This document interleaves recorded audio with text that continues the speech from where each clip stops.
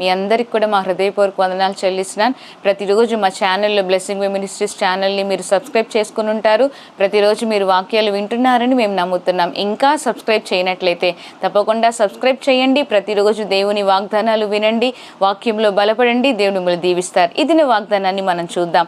2వ దినవృత్తాంతాల గ్రంథము 33వ అధ్యాయము 12వ వచనంలో 13వ వచనంలో ఒక వ్యక్తి జీవితము చాలా క్లుప్తంగా అక్కడ మనం చూస్తాం.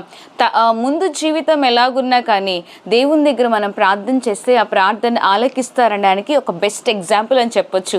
నా జీవితం బాగాలేదండి, నేను ఇంతవరకు ప్రార్థించలేదండి, నా ఘోరమైన పాపినండి అని చాలామంది అంటుంటారు కదా.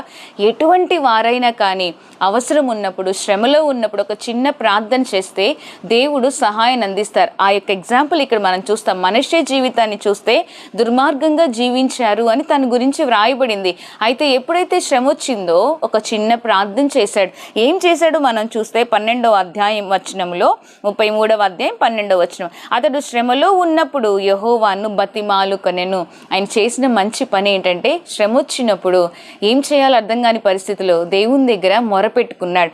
ఆయన దేవుని దగ్గర బతిమాలుకున్నాడు, దేవుణ్ణి బ్రతిమలాడు. హీ బెగ్డ్ లార్డ్, దేవుణ్ణి ఆయన బ్రతిమాలుకున్నాడు. రెండవది ఏం చేశాడంటే బ్రతిమాలుకున్నాడు, దేవుని సన్నిధిని తను తాను తగ్గించుకున్నాడు. రెండవది మనష్షే చేసింది ఏంటంటే, ఒకటి దేవుణ్ణి బ్రతిమలాడుకున్నాడు, రెండవది తను తాను తగ్గించుకున్నాడు.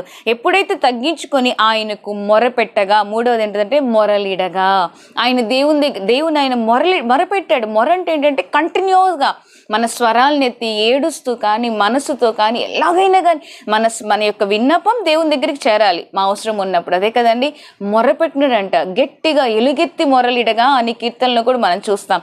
ఈయన ఎలుగెత్తి మొరపెట్టగా ఆయన దేవుడు తన విన్నపములను ఆలకించెను అని మాట ఉంటుంది. జీవితం బాలేదు కానీ ఒక చిన్న ప్రార్థనే చేశాడు మనష్షే. దేవుని దగ్గర దేవుణ్ణి బ్రతిమలాడుకున్నాడు, తను తగ్గించుకున్నాడు, మొరపెట్టుకున్నాడు. దేవుడు ఆ విన్నపములు ఆలకించి అతనికి ఏం అవసరం ఉందో దాన్ని దేవుడు అనుగ్రహించాడు. తన రాజ్యంలోనికి మరలా తిరిగి పంపించారు. అప్పుడు మనష్షే దేవుడని తెలుసుకున్నారట. ఇప్పుడు మీరు కూడా వాక్యం చూస్తున్న వారు దేవుని కుటుంబంలోనే జన్మించుండొచ్చు, క్రైస్తవ కుటుంబంలో జన్మించవచ్చు, ఎక్కడైనా జన్మించవచ్చు. దేవుడిలో మీరు ఇంకా జన్మించకపోతే ఇప్పుడైనా ఒక చిన్న ప్రార్థన చేయండి, దేవుని దగ్గర బ్రతిమలాడుకోనండి, దేవుని దగ్గర మొరపెట్టండి.